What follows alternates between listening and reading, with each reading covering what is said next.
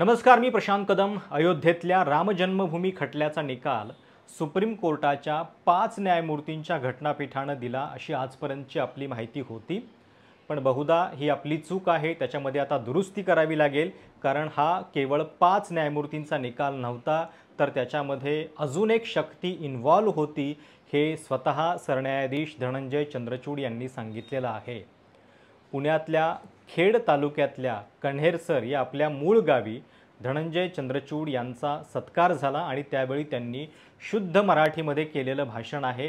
त्या भाषणामध्ये त्यांनी सांगितलंय की अयोध्येच्या खटल्यावेळी, म्हणजे अशा खटल्यांमध्ये ज्या ठिकाणी सोल्युशन निघत नाही, त्यावेळी देव कसा धावून येतो किंवा देवानंच ती शक्ती दिली, ते सोल्युशन जे आहे ते त्यांना सांगितलं, हे त्यांनी आपल्या भाषणात म्हटलेलं आहे।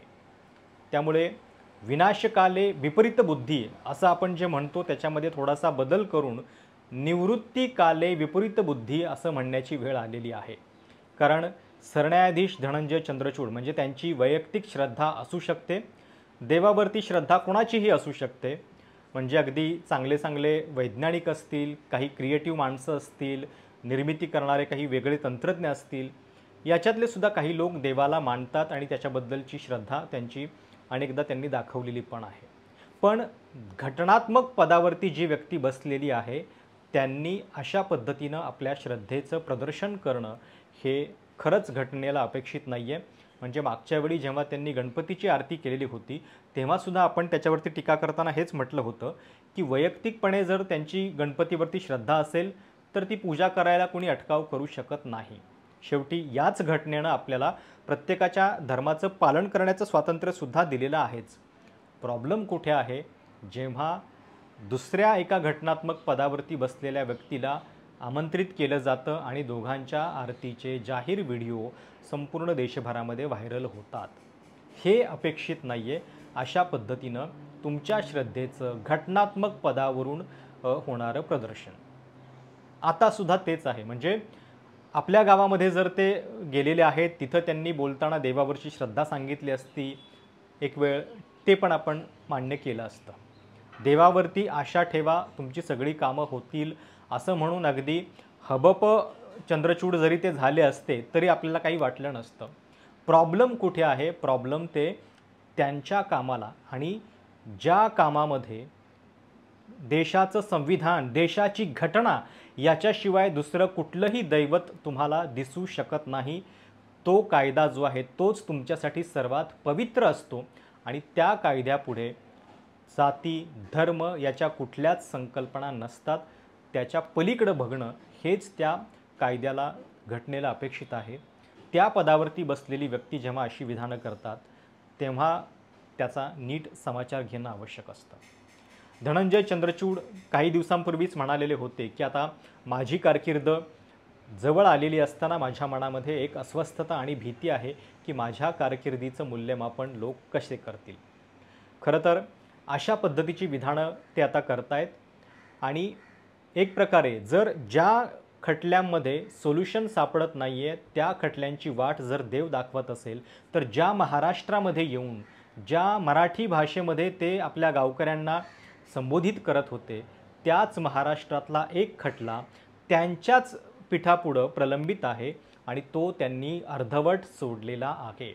अर्धवट म्हणण्याचं कारण, या संदर्भातला निकाल त्यांनी मागच्या वर्षी मे 2023 मध्येच दिलेला आहे, पण त्याच्यानंतर अध्यक्षांचा जो निकाल आला त्याच्यावरती त्यांचं भाष्य जे आहे ते अजूनही आलेलं नाही आहे। म्हणजे या खटल्याचं काय होणार, काय करायचं, हा सर्वस्वी प्रश्न त्यांच्या पुढे आहे, मात्र त्याच्याबद्दल त्यांनी निर्णय घेतला नाही। आता तर आचारसंहिता लागू होऊन आता उमेदवारी भरायच्या गडबडी सुरू झाल्या, त्यामुळं अपात्रतेचा मुद्दा व्यावहारिकदृष्ट्या पूर्णपणे निकालात संपलेला आहे हे तर स्पष्ट झालं आहे, पण तो खटला त्यांनी अनिर्णित ठेवला। आता त्याच्यासाठी कुठल्या देवाकडं साकडं मागायला पाहिजे होतं का, आणि कुठल्या देवानं मग त्यांना ही सुबुद्धी दिली नाही आहे, असं सुद्धा म्हणण्याची वेळ आलेली आहे। अतिशय शुद्ध मराठीमधलं त्यांचं हे भाषण आहे। भाषणाच्या वेळी अगदी गावाकडचा माहोल आहे, शेजारी एक उभा फॅन आहे, त्याच्यानंतर पाठीमागं टोपीवाली माणसं दिसत आहेत। माहोल जो आहे तो पूर्णपणे गावाकडच्या जिव्हाळ्याचा आहे, पण तिथं बोलताना, गावकऱ्यांच्या समोर बोलताना धनंजय चंद्रचूड यांनी मात्र जे वक्तव्य केलेलं आहे ते त्या पदावरती बसलेल्या व्यक्तीला खरंच शोभणार आहे का? ऐका नेमकं ते काय म्हणाले. अवलौकिक होईल. आज आपणा सर्वांना भेटून आणि माझ्या मूळ गावी येऊन मला अतिशय आनंद झाला. पूर्वजांचे आणि या मातीचे स्मरण नेहमी माझ्या मनात असेल. दररोज मी जेव्हा सकाळी पूजा करतो तेव्हा आपल्या ह्या परंपरेची मी निष्ठेने पूजा करतो की या परंपरेमुळे, आपल्या पूर्वजांच्यामुळे मी आज इथे येऊ शकलो. यमाई देवीच्या कृपेमुळे मी भारताचा सरन्यायाधीश झालो. कित्येक वेळा काम करताना असं होतं बघा कोर्टात की ह्याचा पर्याय काय आहे, ह्याचा सोल्युशन काय आहे हे सुचत नाही आपल्याला. जेव्हा मी अयोध्येचं काम माझ्या पुढे आलं होतं, आणखीन आम्ही 3 महिने अयोध्येच्या कामावर आम्ही विचार करत होतो. म्हणजे शेकडो वर्ष ज्याला कोणी सोल्युशन मानलं नाही ते काम आमच्या पुढे आलं होतं. आणि त्यावेळेला एक असं झालं ते काम चालूच असताना की ह्याच्यात मार्ग कसा शोधायचा, आम्हाला कोणालाही माहिती नव्हतं ह्याच्यात मार्ग कसा शोधता येईल. त्यावेळेला मी आपल्या दररोजच्या दैनंदिन जीवनात माझी जी पूजा करतो तेव्हा मी देवांच्या पुढे, भगवंतांच्या पुढे मी बसतो तिथे आणि मी त्यांना सांगितलं ह्याच्यात मार्ग तुम्हीच शोधून द्या. आणि आपला जर का विश्वास असेल, आपली आस्था असेल तर मार्ग आपल्याला नेहमी देव शोधून देतात. आणि आपल्याकडे 9 नोव्हेंबर 2019 मध्ये सुप्रीम कोर्टाच्या 5 न्यायमूर्तींनी अयोध्येच्या प्रकरणामध्ये ऐतिहासिक निर्णय दिलेला होता. आणि त्याच्यातले 5 न्यायमूर्ती कोण होते तर तेव्हाचे सरन्यायाधीश रंजन गोगोई, न्यायमूर्ती धनंजय चंद्रचूड, न्यायमूर्ती शरद बोबडे, न्यायमूर्ती अशोक भूषण आणि न्यायमूर्ती अब्दुल नजीर. या 5 न्यायमूर्तींनी हा खटला दिलेला होता. आणि ती जमीन जी आहे वादग्रस्त ती पूर्णपणे हिंदू जे याचिकाकर्ते होते त्यांना मंदिर निर्मितीसाठी देण्यात आलेली आहे. मशिदीसाठीची जागा जी आहे ती दुसऱ्या ठिकाणी देण्यात यावी असा सुद्धा निकाल या कोर्टानं दिलेला होता. आपण मंदिराचं उद्घाटन झाल्याचं पाहिलं. घाईघाईत ते उद्घाटन निवडणुकीच्या आधी झाली, त्याच्यानंतर त्याच्यामध्ये गळती पण झाली. मंदिर आपल्याला उभं राहताना दिसलं, पण मशीद उभी राहिली का हा प्रश्न मात्र कुणीही विचारलेला नाही आहे, कुणाला त्याचं काहीही पडलेलं नाही आहे. आणि जर देव त्यांना हे सोल्युशन देत होता, देव सांगत होता की या खटल्याचा निकाल लागला पाहिजे, तो असा लागला पाहिजे, तर आपला देव इतका संकुचित आहे का की ती अगदी थोड्याफार गुंठ्यांची जागा आहे त्याच्यामध्ये त्यानं दावा सांगावा आणि त्याची आपली मक्तेदारी जी आहे किंवा मालकी हक्क त्यांनी सांगावा. म्हणजे समजा जर देवानं सांगितलं असेल की या खटल्याचा निकाल लागला पाहिजे, तर देव तुमच्या माझ्याप्रमाणे अगदी सामान्य माणसाप्रमाणे असा जमिनीसाठी भांडत असेल का, किंवा तसा तो आपल्याला अपेक्षित आहे का, याचा पण विचार करा. सरन्यायाधीश धनंजय चंद्रचूड यांच्या भाषणातलं गेल्या काही दिवसातलं अजून एक वाक्य खूप चर्चेत आहे. ते असं म्हणतायत की सुप्रीम कोर्टानं विरोधी पक्षाचं काम करणं हे काही अपेक्षित नाही आहे. अनेकदा लोकांना असं वाटतं की सुप्रीम कोर्टानं आपल्या बाजूनं निकाल दिला की कोर्ट खूप चांगलं, आणि विरोधात निर्णय आला की ते सुप्रीम कोर्टाला नावं ठेवू लागतात. अगदी बरोबर आहे की सुप्रीम कोर्टानं हे विरोधी पक्षाचं काम करू नये, पण दुसरीकडे हे पण लक्षात घ्यायला पाहिजे की सुप्रीम कोर्टानं सत्तेच्या ताटाखालचं मांजर पण बनण्याचं गरज नाही आहे. म्हणजे जे निकाल तुम्हाला घटनेनं द्यायला सांगितलेलं आहे, ज्या ठिकाणी पक्षांतरबंदी सारख्या एका महत्त्वाच्या कायद्याचं भविष्यपणाला लागलेलं आहे, तिथं सत्ताधारी आणि विरोधक हा प्रश्न नेमका येतोच कुठे.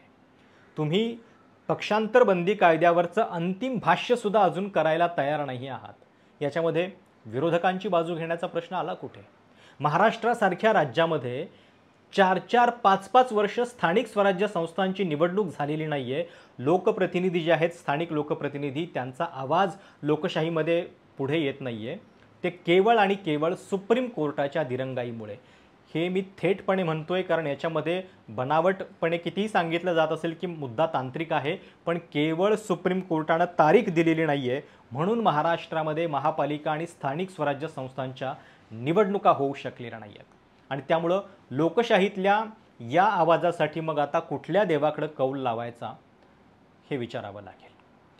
त्यामुळं आता सुप्रीम कोर्टामध्ये न्याय मागताना नेमकं काय करायचं घटना वाचायची की देवाच्या पुढे नवस बोलायचे, देवाला कौल लावायचा आणि देवानं सुबुद्धी द्यावी न्यायमूर्तींना अशी प्रार्थना करायची, हा सुद्धा एक प्रश्न निर्माण झाला आहे। गेल्या काही दिवसांपासून वेगळ्याच ॲडमिनिस्ट्रेटिव्ह गोष्टी करण्यामध्ये धनंजय चंद्रचूड हे खूप ॲक्टिव्ह राहिलेले आहेत।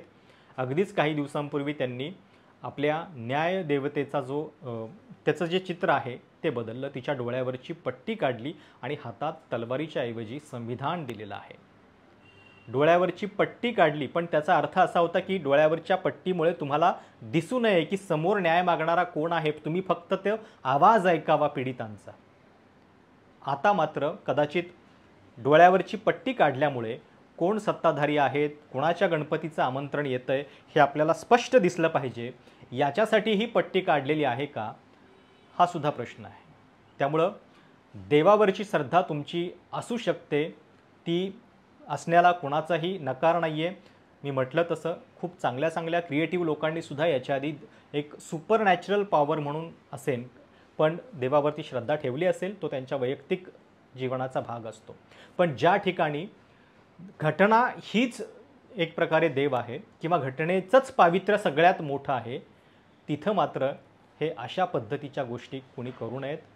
खरोखर राजधर्माचं पालन करा हे सांगण्यासाठी आज देशामध्ये कोणी नाही आहे। सरन्यायाधीशांना हे 4 शब्द राजधर्माची आठवण करून देणारे कोणीतरी पाहिजे होतं। आठवा 2002च्या गुजरातमधल्या दंगलीनंतर स्वतः अटल बिहारी वाजपेयी मोदींना म्हणालेले होते, राजधर्म का पालन करे मोदीजी। आज राजधर्म का पालन करे चंद्रचूडजी हे सांगणारं कोणीतरी हवं होतं। तुम्हाला या सगळ्याबद्दल नेमकं काय वाटतंय आणि ज्या पद्धतीचं वक्तव्य धनंजय चंद्रचूड यांनी केलेलं आहे ते बघता त्यांच्या कामगिरीचं, त्यांच्या एकूण कारकिर्दीचं मूल्यमापन तुम्ही कसं करता, कमेंट्समध्ये कळवायला विसरू नका। चॅनल सबस्क्राईब देखील करा। धन्यवाद।